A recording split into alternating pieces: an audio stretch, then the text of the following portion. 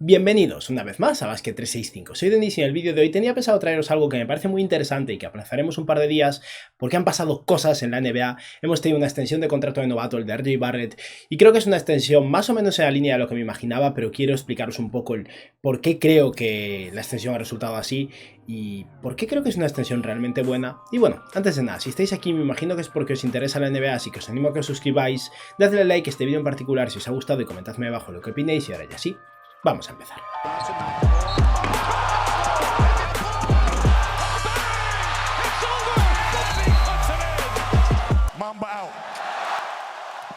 Como decía, RJ Barrett ha firmado una extensión de contrato con los New York Knicks y esto es interesante por varios motivos. En primer lugar, porque la extensión es buena, larga, cuantiosa, pero no un máximo salarial, y es más o menos lo que me imaginaba. Y en segundo lugar, porque esto influye mucho en el posible intercambio por Donovan Mitchell. El intercambio sigue estando muy abierto, pero podemos considerar que RJ Barrett está totalmente fuera de la ecuación. Al final de este vídeo, en la segunda mitad del vídeo, os explicaré exactamente por qué es esto. Y es que la Poison Pill Provision es algo bastante complicado que se aplica a las extensiones de contratos de novatos a la hora de hacer intercambios, y quiero dejarla bastante clara en la segunda mitad de este vídeo. Pero en primer lugar vamos a hablar de RJ Barrett, que ha firmado una extensión de hasta 120 millones de dólares durante 4 años. El lenguaje de Watch es bastante claro, dice up to, hasta 120 millones de dólares.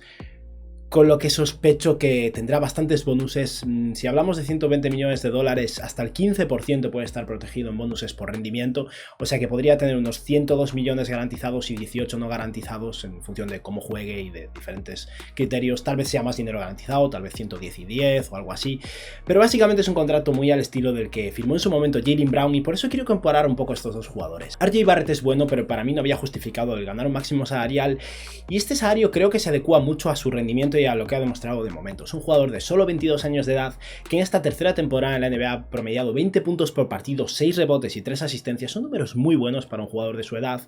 con casi 6 triples intentados, un 34% desde 3 y un 41% en tiros de campo y muy buena defensa. Barrett es un jugador de al ideal que puede jugar de escolta, puede jugar de alero, puede repartir un poco de juego, es bueno a nivel defensivo, pero el mayor problema que tiene, por lo que creo que su valor baja más de lo que mucha gente es consciente, es que por una parte no es un tirador de 3 excelente, tuvo una temporada de 40% desde 3 hace 2 años, pero este año volvió a flaquear. Pero sobre todo lo que más perjudica a RJ Barrett a día de hoy es su ineficiencia cerca del aro. Estamos hablando de un jugador de 1,98 m, atlético, fuerte, joven, que debería ser mucho más potente a la hora de finalizar cerca del aro, y si promedia un 41% en tiros de campo es sobre todo porque cuando ataca el aro le cuesta realmente finalizar y es jugador por debajo del promedio en ese aspecto. Es algo que debe mejorar, pero creo que es lo que más marca la diferencia con Jaylen Brown a la hora de la firma de contrato de Jaylen Brown. Brown ponía números mucho peores en un equipo mucho mejor, eso es verdad, pero en cierto modo RJ Barrett está mucho más avanzado a estas alturas. Habrá que ver si llega al nivel de Jaylen Brown, pero cuando firmó esa extensión no se sabía que iba a pegar ese salto, se esperaba, pero no se sabía. Pero sea como sea, es eso, ese 41% en tiros de campo y esa mala eficiencia en general le perjudica. Pero aún así es un jugador joven con un techo altísimo y que firma la primera extensión con los New York Knicks desde el año 99, o sea que han pasado 23 años desde la última extensión de contrato de novatos que han firmado los Knicks. Ha habido extensiones normales, hubo una con Julius Randle, ¿no? Pero no habían invertido tiempo o dinero en un novato desde hacía mucho tiempo, y creo que es una apuesta que les vale la pena. Es un poco menos del máximo salarial, que serían unos 33 millones de dólares de promedio, y en este caso va a promediar unos 30 al final, o sea que no está tan lejos. Y vamos entonces a compararlo con Jaylen Brown, como decía, que cuando firmó su extensión de contrato venía de la temporada 2018-2019, tenía también 22 años de edad y había puesto números inferiores, pero mucha mejor eficiencia, y el equipo había sido más competitivo en general, y en general las expectativas en torno a Jaylen Brown eran muy altas, pese a que solo hubiera promediado 13 puntos por partido ese año. También jugó 26 minutos frente a los 34 RJ Barrett, son 8 minutazos de diferencia y eso infla mucho los números. 4,2 rebotes por partido, 1,4 asistencias. En esto RJ Barrett es a día de hoy ya superior a Jaylen Brown como pasador, hay una diferencia considerable.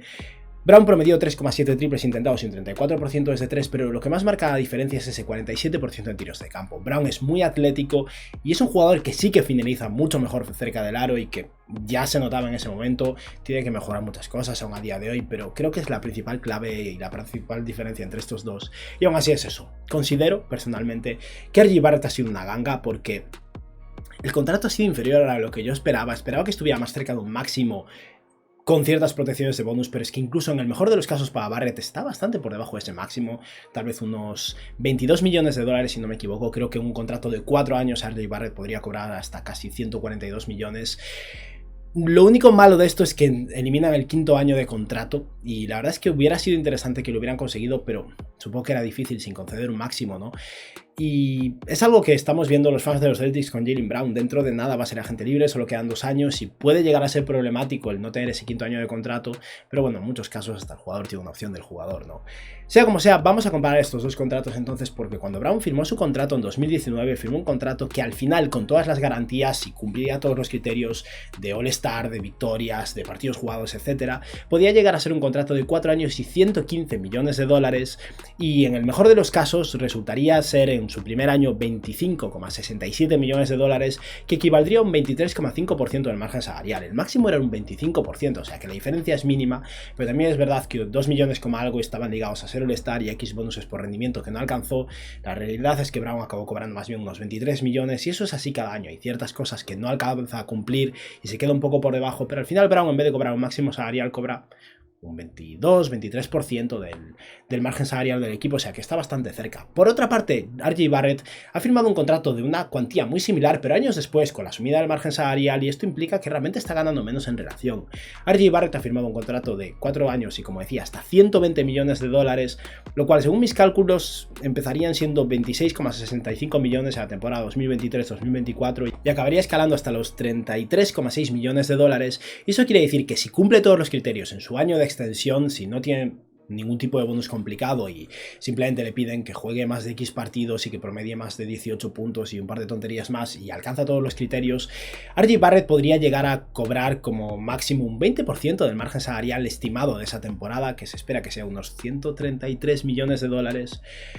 Lo cual quiere decir que Barrett está siendo una renovación bastante barata, y eso sin conocer realmente las claves del contrato, los tipos de bonuses que hay, porque normalmente cuando recibimos esta información suele ser más por parte de los agentes que de los equipos, y entonces suelen intentar dar la noticia más favorable. La realidad es que probablemente Barrett tenga 105 millones garantizados o algo así, y eso quiere decir que su contrato será más bien de unos 23-24 millones de dólares por año y irá escalando, con lo que es un contratazo para un jugador que podría ser un All-Star muy pronto en los New York Knicks, y no creo que sea una superestrella, pero es un jugador muy muy bueno.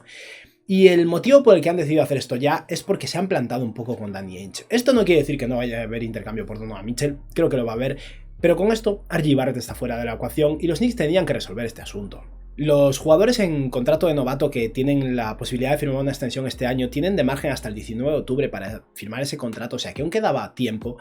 pero en cierto modo el retrasar todo esto y esperar a resolver el tema de Donovan Mitchell para firmar a RJ Barrett simplemente los hacía quedar en una situación peor con el jugador, y posiblemente Barrett hasta quisiera presionar por más o estuviera disgustado y quisiera ser agente libre restringido un año o lo que sea, y creo que han hecho bien en solucionar esto ya.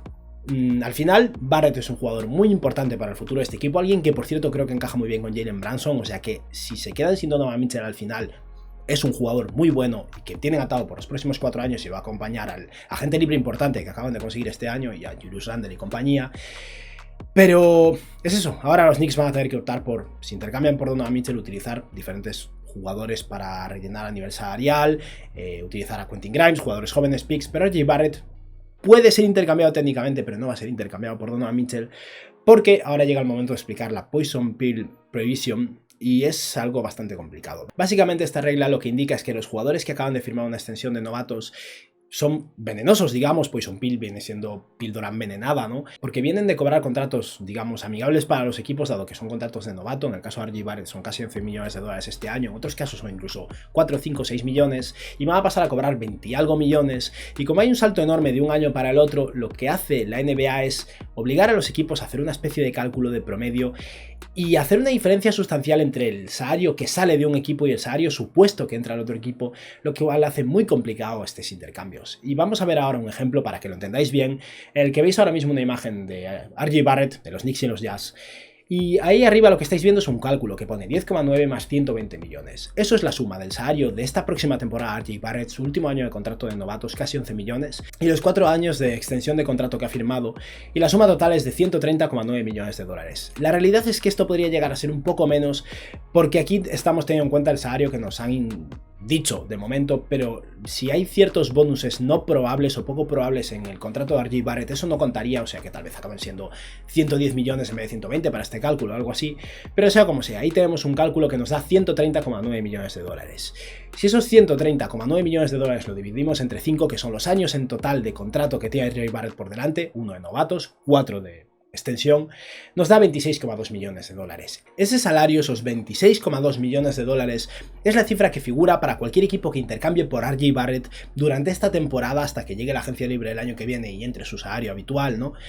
Pero, por otra parte, para los Knicks, para el equipo que está intercambiando a ese jugador en contrato de novatos, el salario que cuenta es el salario actual, no importa lo que tenga asegurado a largo plazo, y esos son 10,9 millones de dólares. Lo que generamos con esto es una diferencia de 15 millones entre el salario que sale del equipo y el que llega al otro equipo, y eso hace complicadísimo que cualquier equipo pueda intercambiar por un jugador de este estilo porque los salarios no cuadran y tienen que hacer auténticos malabares. Vamos a poner el ejemplo directamente con Donovan Mitchell. Con el promedio actual de RJ Barrett de los próximos 5 años en salario,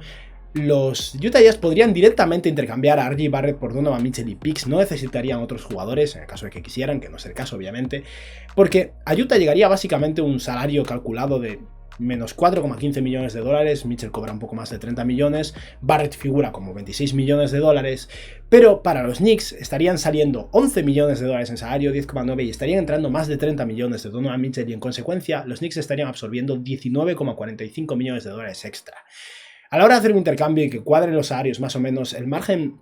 de maniobra es de un 25%, o sea que si envían el salario de RJ Barrett, más o menos 11 millones de dólares, pueden absorber hasta 13 y algo, desde luego no pueden absorber 30. O sea que los Jazz pueden absorber el contrato de RJ Barrett sin problemas y les cuadra a nivel salarial, mientras que los New York Knicks tendrían que soltar casi 20 millones de dólares en salario por otro lado en un intercambio diferente. Y no pueden agruparlos con los Jazz, porque si los Jazz recibieran, por ejemplo, el contrato de Evan Fournier, no estarían recibiendo menos 4 millones de dólares, estarían recibiendo menos 4 millones más los 18 de Fournier y se estarían poniendo más 14 y eso no cuadra a nivel salarial. Y ahí supongo que veis un poco el drama. Básicamente, durante todo este año, hasta que comience la próxima agencia libre y empiece el salario de extensión de contrato ya de RJ Barrett, si viéramos un supuesto intercambio de Barrett, que no va a pasar porque es complicadísimo, va a tener que ser con un tercer equipo implicado, comiéndose 20 millones de dólares en salario de los New York Knicks, porque tienen que liberar salario para adquirir el contrato de Donovan Mitchell o quien sea que estén adquiriendo por RJ Barrett. Y esto lo que quiere decir es que Barrett va a seguir en los Knicks como mínimo por un año más, junto a Jalen Brunson, junto a probablemente Julius Randle, y si intercambian por Donovan Mitchell va a tener que ser con Quentin Grimes, Immanuel Quickley, Obi Toppin y compañía. Personalmente me parece una muy buena decisión de los Knicks, creo que Barrett es un jugador muy joven, muy prometedor, con un futuro muy brillante por delante. Habrá que ver si no se arrepienten de haberle ofrecido una extensión de 4 años y no de 5 en el futuro, pero también están ahorrándose unos 7 millones de dólares más o menos de promedio por año frente al máximo salarial, y eso es mucho dinero, sobre todo para un equipo con un mercado tan potente como los Knicks, que aspiran en algún momento poder permitirse fichar a un agente libre potente, más potente que Jalen Brunson, y pueden realmente valorar ese margen extra salarial que han conseguido. Personalmente la extensión de Barrett me parece muy buena, hacia una proyección de hasta dónde puede llegar como jugador. Es muy probable que acabe siendo una ganga con la subida del margen salarial. Es una extensión mejor que la de Jaylen Brown en su momento, que parecía excesiva. La realidad es que son cifras muy parecidas, con años de subida de margen salarial de por medio. Y Barrett no está al nivel de Jaylen Brown a día de hoy, pero aún si no llega a eso, con que se quede un poco por debajo, va a ser un muy buen contrato y es un muy buen jugador. Y nada, con esto hemos finalizado este vídeo de hoy y espero que os haya gustado y que tengáis un buen día. Adiós.